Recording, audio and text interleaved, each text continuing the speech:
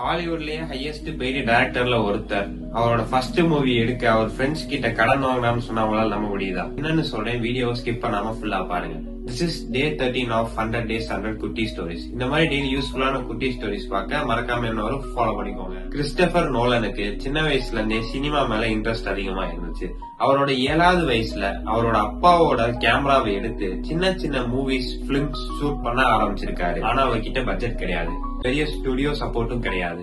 ரொம்ப ஏழ்மையா தான் ஆரம்பிச்சிருக்காரு. அவர் காலேஜ் படிக்கும் போது ஃப்ரீ டைம்ல எல்லாம் ஸ்கிரிப்ட் எழுதுறதுலயே ஸ்பெண்ட் பண்ணிருக்காரு. ஒரு நாள் நான் டைரக்டர் ஆகணும்னு முடிவு எடுக்கிறார்.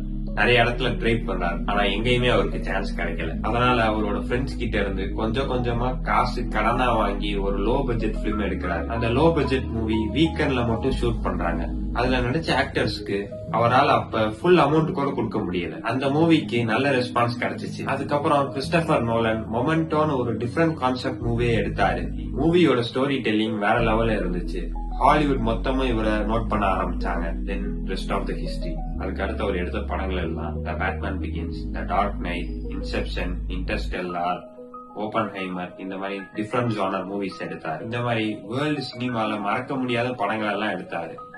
ஆனா கிறிஸ்டபர் நோலனோட சக்சஸ்க்கு காரணம் பட்ஜெட் கிடையாது, லக்கு கிடையாது, புதுசா யோசிக்க பயப்படாத அவரோட மைண்ட். டிஃப்ரெண்ட் ஜானர்ல மூவி எடுத்து இன்னைக்கு வேர்ல்ட்லயே ஒன் ஆஃப் த பெஸ்ட் டைரக்டர்ல ஒருத்தரா இருக்காரு. எல்லாரும் ஒரே மாதிரி யோசிக்கும் போது உனக்கு புதுசா யோசிக்கிற தைரியம் இருந்தா அதுதான் உன்னோட ஸ்ட்ரென்த். கிறிஸ்டபர் நோலன் டைரக்ட் பண்ண ஒடிசின் மூவி ரிலீஸ் ஆயிருக்கு. உங்கள எத்தனை பேர் பாத்தீங்கன்னு கமெண்ட்ல சொல்லுங்க. மறக்காம Day 14 ஃபாலோ பண்ணிக்கோங்க.